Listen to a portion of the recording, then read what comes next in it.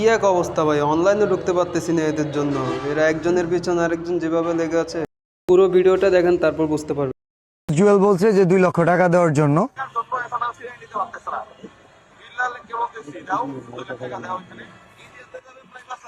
আমাকে বলছে জুয়েল, ব্রেনলেস জুয়েল বলছে যে 2 লক্ষ টাকা দেওয়ার জন্য, যে আমি নাকি সবসময় রুগীদের দেখাই দেই।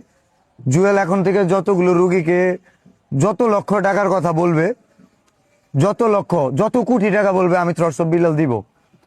আমি নাকি তার রুগীর কথা বলি শেরপুরের কোনি মিয়ার পাশে দাঁড়ানোর জন্য।